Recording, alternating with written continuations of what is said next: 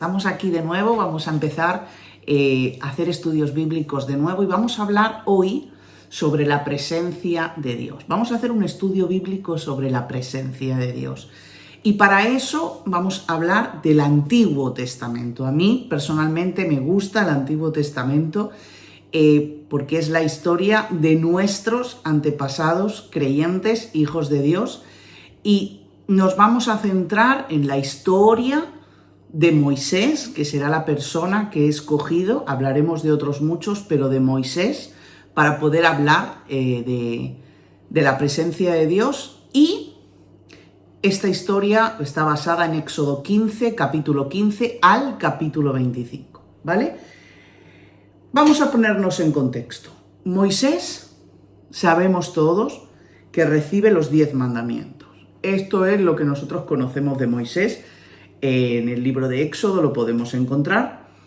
Y desde que los que hemos sido niños, o desde la escuela dominical o desde el cole, en cualquier punto donde hayamos nacido, seguramente que conocemos los 10 mandamientos. Sabemos qué es los 10 mandamientos. No matarás, no robarás, no levantarás falso testimonio contra tu hermano, obedecerás a tus padres. Bueno, todo esto son los 10 mandamientos, lo que conocemos como 10 mandamientos. Pero de eso es lo que hoy vamos a hablar. No solo Moisés recibe los 10 mandamientos cuando él sube al monte y Dios se lo revela. No solo recibe esos 10 mandamientos, recibe otras muchas instrucciones, como qué hacer con el pueblo, como qué hacer con la presencia de Dios y qué hacer en la presencia de Dios, qué hacer en el tabernáculo, cómo transportar la presencia de Dios. Le da órdenes, le da instrucciones, y por eso Moisés tarda tantos días en bajar del monte abajo con el pueblo de nuevo. No fueron 10 minutos de conversación con Dios, no. Dios se le revela a Moisés arriba del monte y él tarda bastantes días, que lo vamos a ir viendo poco a poco. Vamos a empezar a leer Éxodo 25, desde el 10 hasta el 22, y vamos a leer. Es un poco complicado porque son de esas historias que leemos y dices, cuántas cosas, pero lo vamos a leer rápido y después lo vamos a ir desengranando. Y dice: harán también un arca de madera de acacia, cuya longitud será de 2 codos y medio, su anchura de codo y medio y su altura de codo y medio. La cubrirás de oro puro por dentro y por fuera. Harás sobre ella una cornisa de oro alrededor. Fundirás para ella 4 anillos de oro que pondrás en sus 4 esquinas, 2 anillos a un lado de ella y 2 anillos al otro lado. Harás unas varas de madera de acacia, las cuales cubrirás de oro. Y meterás las varas por los anillos a los lados del arca para llevar el arca con ellas. Las varas quedarán en los anillos del arca, no se quitarán de ella, y pondrás en el arca el testimonio que yo te daré. Y harás un propiciatorio de oro fino, cuya longitud será de 2 codos y medio y su anchura de codo y medio. Harás también 2 querubines de oro labrados a martillo, lo harás en los 2 extremos del propiciatorio. Harás pues un querubín en un extremo, un querubín en el otro extremo, y de una pieza con el propiciatorio harás 2 querubines en sus 2 extremos. Y los querubines extenderán por encima las alas, cubriendo con sus alas el propiciatorio, sus rostros el uno enfrente del otro, mirando al propiciatorio, los rostros de los querubines. Y pondrás el propiciatorio encima del arca, y en el arca pondrás el testimonio que yo te daré.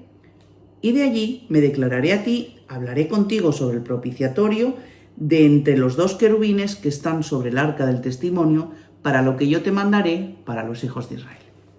Estas son las típicas historias que lees y dices, no me he enterado de nada. Pues bueno, ¿qué es el arca? Empecemos por ahí para poder explicar todo lo que hemos leído. Pues el arca es una caja, esta que estoy poniendo ahora mismo, una caja, ¿vale? Donde se va a introducir dentro la presencia de Dios. Luego hay otra palabra extraña que hemos escuchado que dice propiciatorio. ¿Qué es el propiciatorio? Que todo el rato nos habla del propiciatorio. Pues es la tapa, esta que estamos viendo ahora, que se pone o se coloca encima de esta caja que era el arca.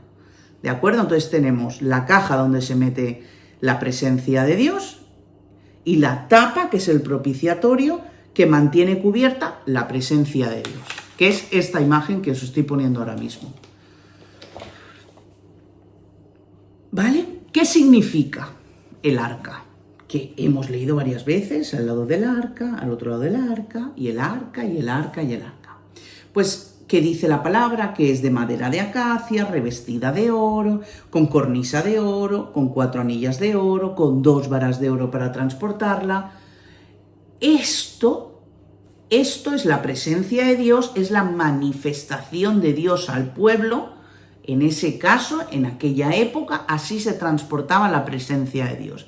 Estamos hablando del Antiguo Testamento. Jesús no había venido, con lo cual estamos hablando del pueblo de Israel, como debía de llevar la presencia de Dios. Y luego el propiciatorio viene de la palabra propiciar. ¿Qué significa la palabra propiciar?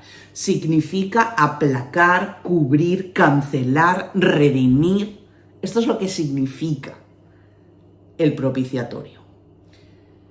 Y esto significa para nuestra vida, para nuestros tiempos, que la presencia de Dios aplaca el juicio que hay sobre nosotros del pecado y nos redime del pecado, del mal.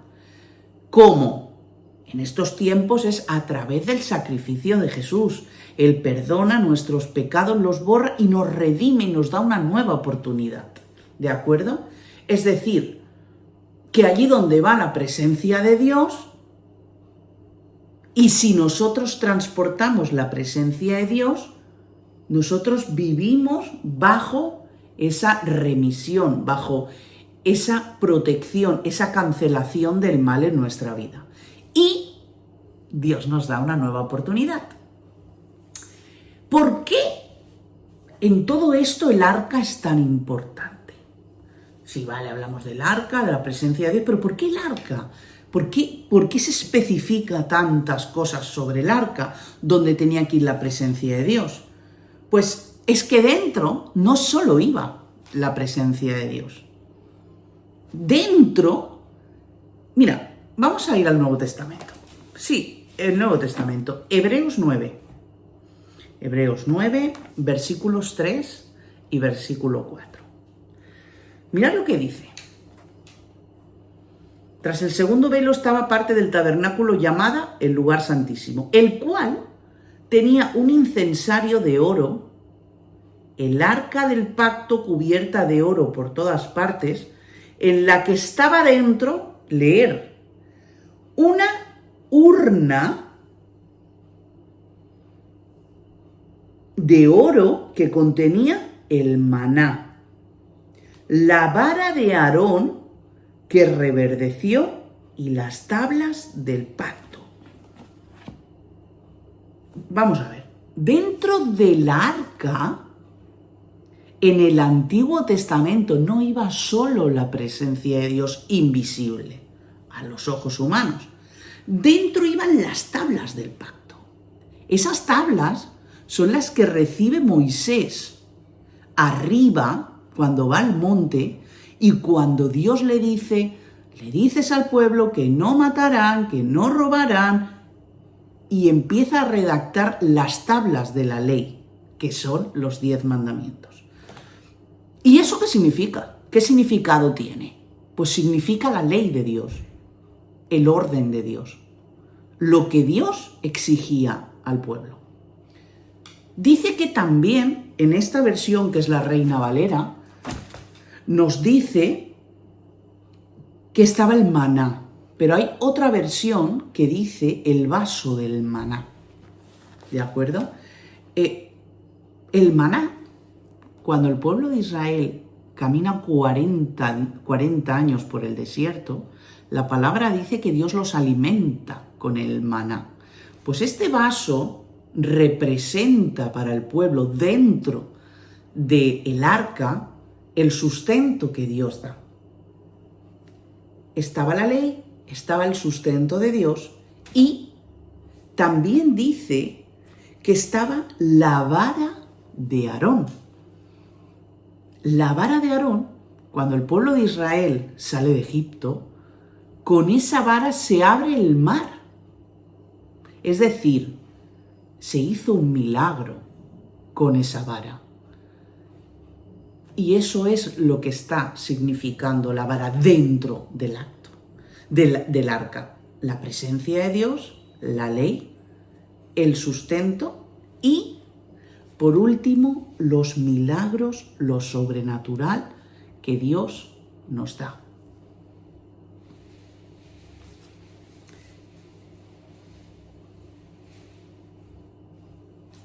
Cuando leemos la palabra, hay muchas maneras de nombrar al arca.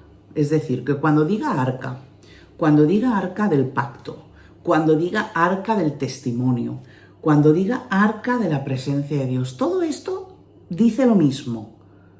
Es un significado de la presencia de Dios. Así que en este momento, ¿de acuerdo? Ya sabemos qué es el arca, ya sabemos qué es el propiciatorio y ya sabemos también qué contenía el arca. Y ahora vamos a ver qué ocurre durante la historia del pueblo con el arca del pacto.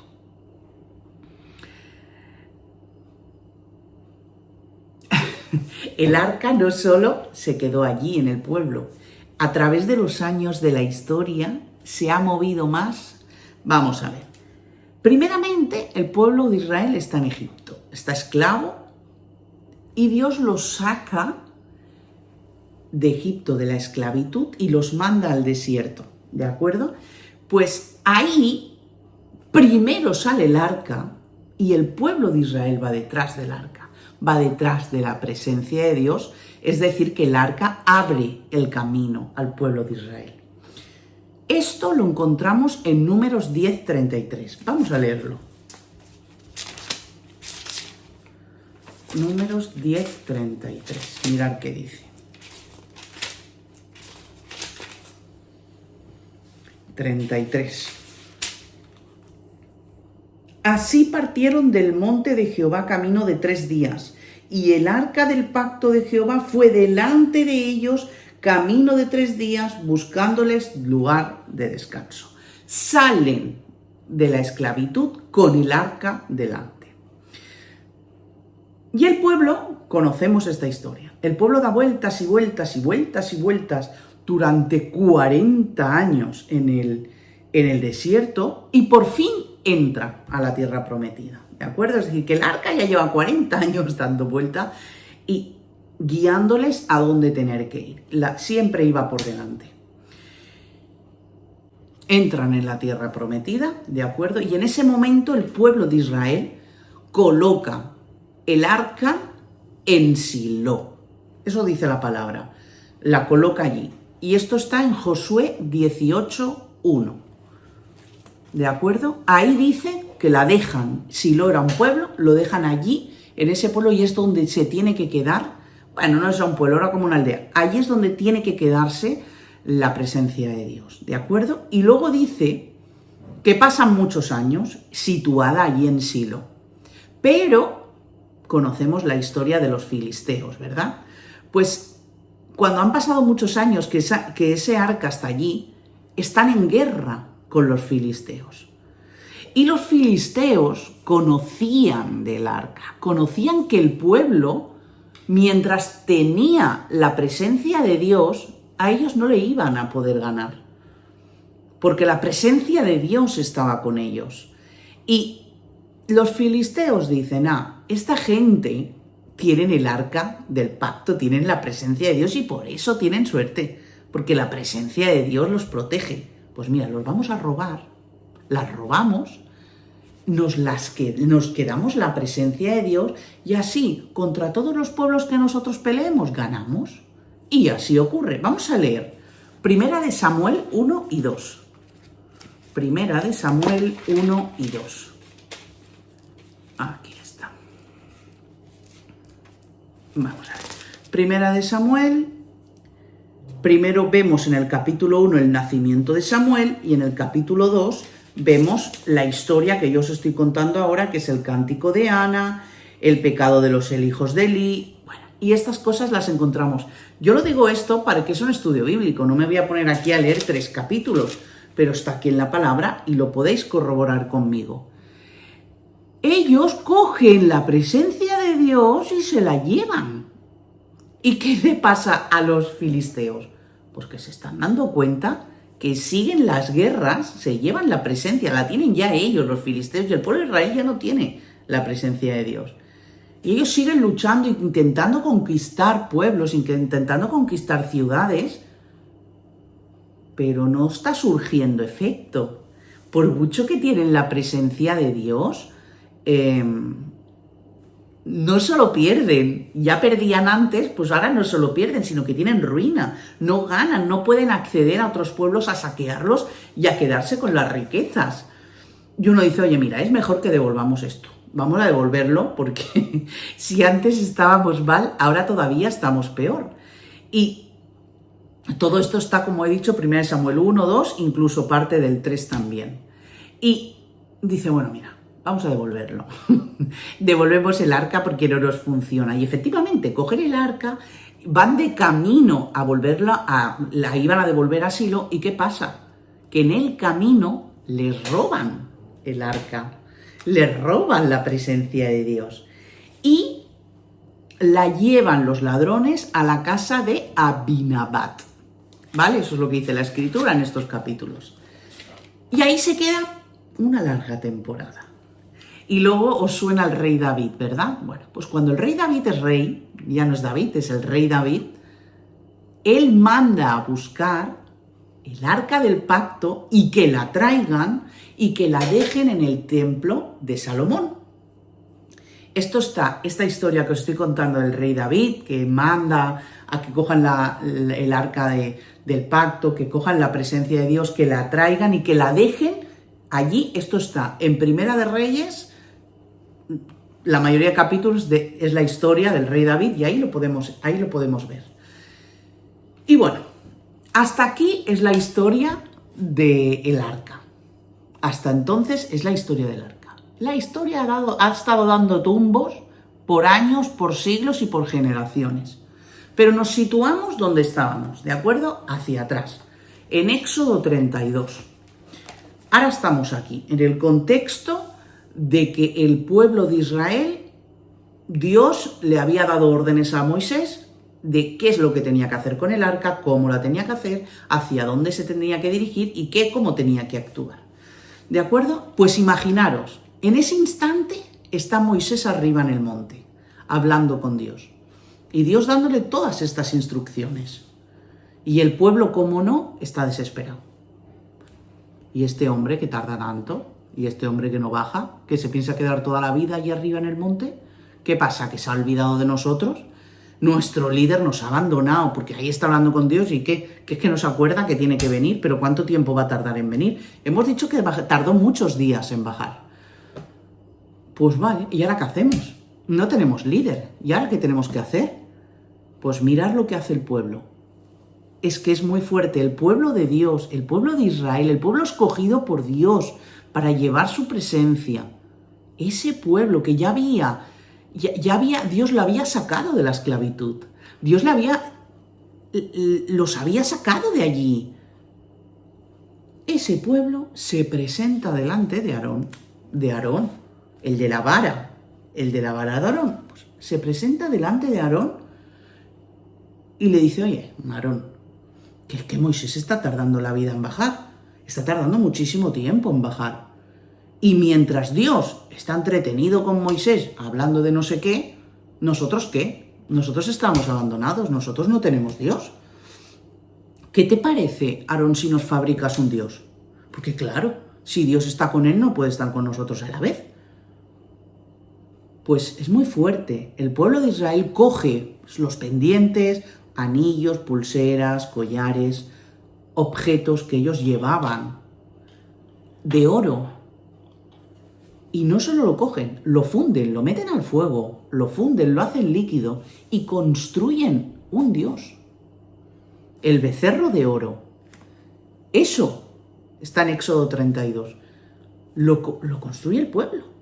Y no solo lo construye, sino que empiezan a adorar al becerro de oro. Y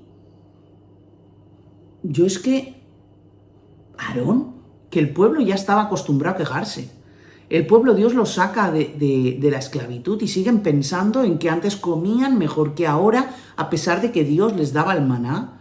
Siempre estaban mirando atrás, siempre estaban de lo que habían perdido a pesar de ser esclavos. Ya el pueblo estaba acostumbrado a quejarse. Pero Aarón, ¿qué le pasa a Aarón, no?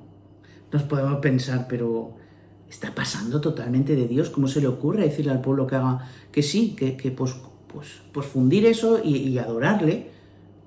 Está obedeciendo al hombre, Aarón. Se ha dejado convencer del pueblo, vete tú a saber con qué excusa o con qué argumento. Y leemos esto y dices, madre mía, la que hace Aarón. ¿Y nosotros? Hoy, yo, tú, ¿obedecemos a Dios? ¿Le escuchamos? ¿O escuchamos los argumentos del mundo? ¿Pasamos de Dios? ¿O nos inventamos otro Dios? Mirad, si no vivimos en la presencia de Dios, nuestra vida carece de sentido.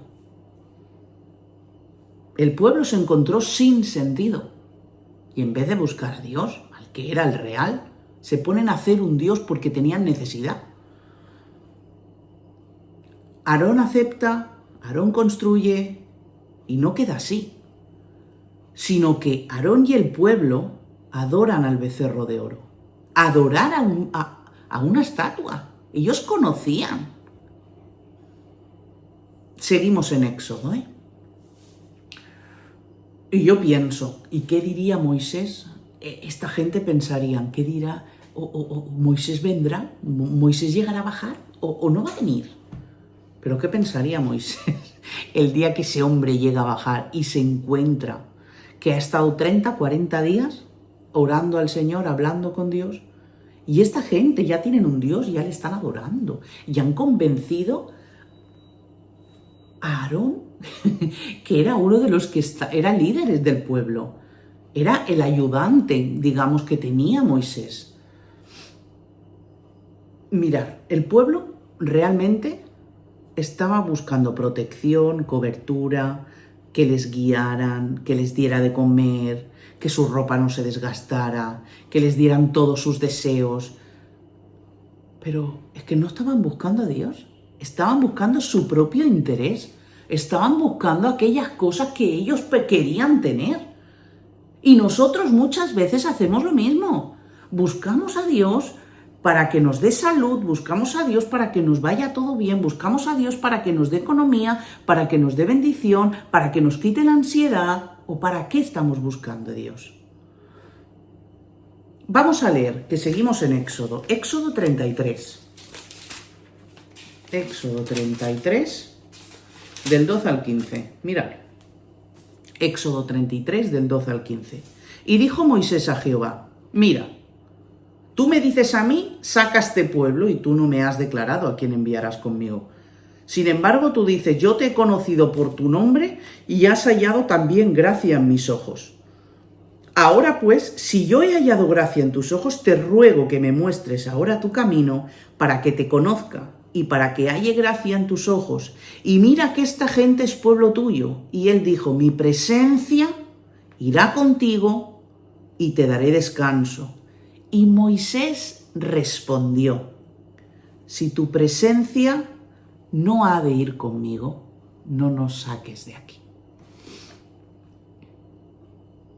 Esta frase es para tatuársela en el corazón. Si tu presencia no va conmigo, no nos saques de aquí, déjanos aquí. ¿Y cuántos de nosotros decimos de corazón, Señor, si tu presencia no va conmigo, yo no entro a ese trabajo? Señor, si tu presencia no va conmigo, yo hacia allí no voy. Señor, si tu presencia no va conmigo, yo no me muevo. Qué bendición. Ir con la presencia de Dios que ha venido en nosotros. Ir y dirigirse con la presencia de Dios.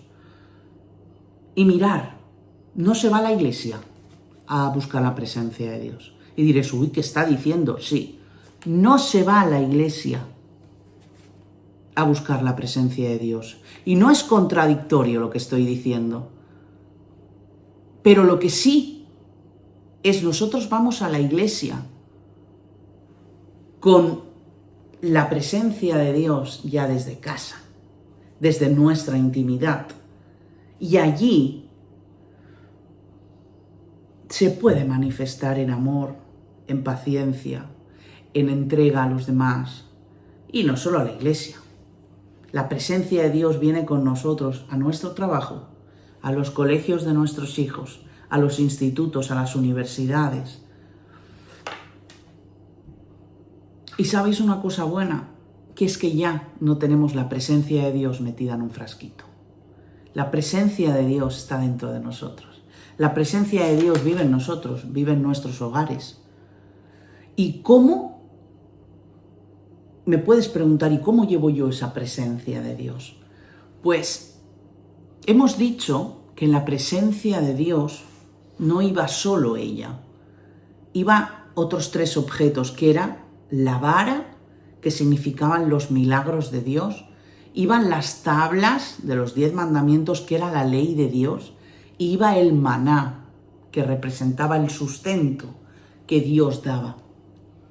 Pues Dios quiere darnos su presencia, sus cuidados, su protección, su bendición, su amor, todas esas cosas, esos frutos del Espíritu. Dios quiere dárnoslo a nosotros. Pero nosotros hemos de saber cómo poder llevar.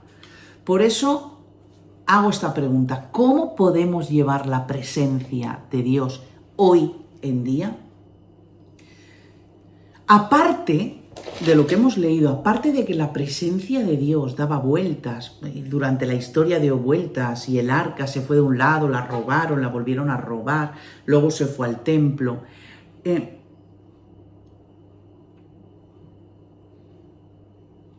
Hay algo que me llama la atención de esa historia, y son los filisteos.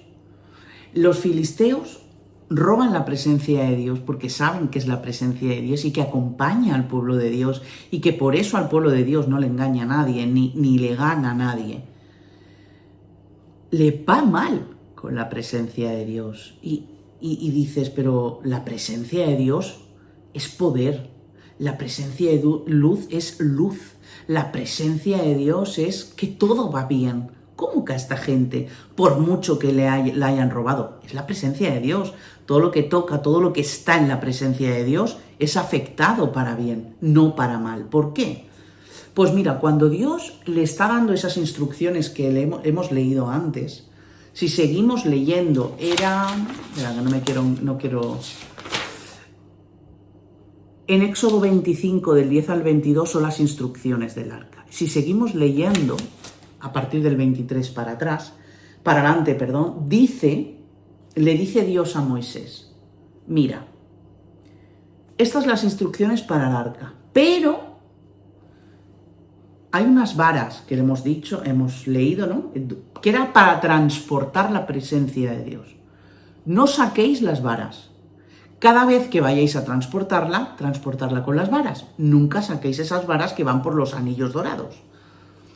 Y otra de las instrucciones que Dios le da es que jamás abran el propiciatorio, que lo mantengan siempre cerrado. Y mirad, lo primero que hace los filisteos cuando roban la presencia de Dios es cogerla con las manos, sin vara y sin nada, la meten en un carruaje, y los ladrones lo primero que hacen es abrir la tapa a ver qué hay dentro. Y Dios manda herir a esos hombres. Vamos a leerlo. Vamos a leerlo en Primera de Samuel. Apúntate, Primera de Samuel, capítulo 1, capítulo 2 y capítulo 3.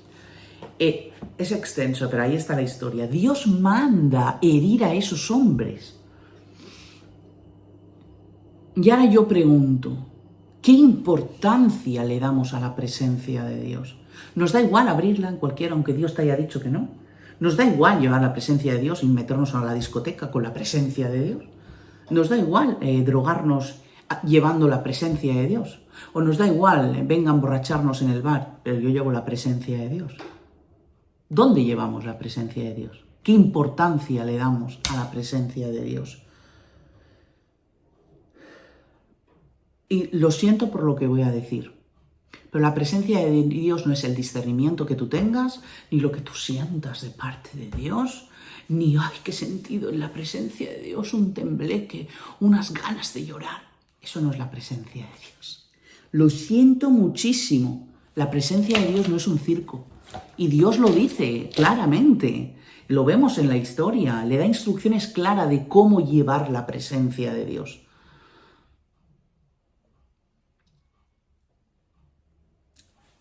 Cuando David, el rey David, manda a buscar el arca para transportarla y llevarla al templo de Salomón, no va él a buscarla. No manda al sirviente que vaya con el carruaje a buscarla. No va el ejército tampoco. No va cualquier persona. ¿A quién manda David a buscar? La palabra dice que manda a buscar a levitas.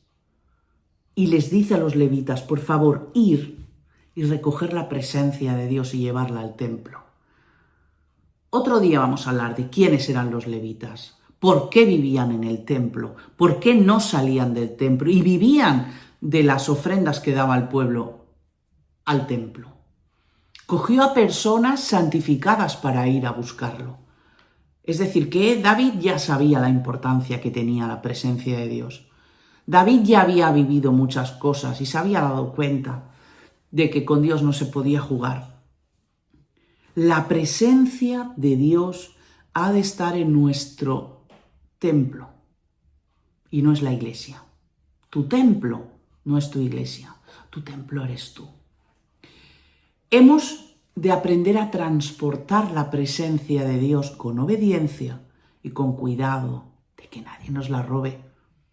La presencia de Dios cuesta mucho tenerla y muy fácil que alguien venga por ahí y nos la robe. Y cuando estoy hablando de la presencia de Dios, no estoy hablando de la salvación, porque la salvación se gana por gracia, un regalo maravilloso y especial que Dios nos da. Y la presencia de Dios no es para un tiempo. No es para me voy a preparar porque tengo que ir a predicar este sábado a la calle. No. La presencia de Dios tiene que ir desde que te levantas hasta que te acuestas, desde el día que tenemos conciencia de que la presencia de Dios tiene que ir con nosotros hasta el último día de nuestra vida. La presencia de Dios no es para ponerte un traje el domingo e ir a la iglesia. La presencia de Dios no es porque te toque ministrar en la iglesia, hablar una palabra o llevar la alabanza en la iglesia. La presencia de Dios no es para que tú seas líder y tus hermanos te obedezcan. La presencia de Dios es para que nosotros muramos y para que Cristo viva en nosotros. Este es el estudio bíblico que quería compartir con vosotros. Muchísimas gracias por estar ahí después de tanto tiempo que lleva Iglesia en Casa, tantos años. Vamos a seguir con las reuniones de los domingos y vamos a seguir con los estudios bíblicos.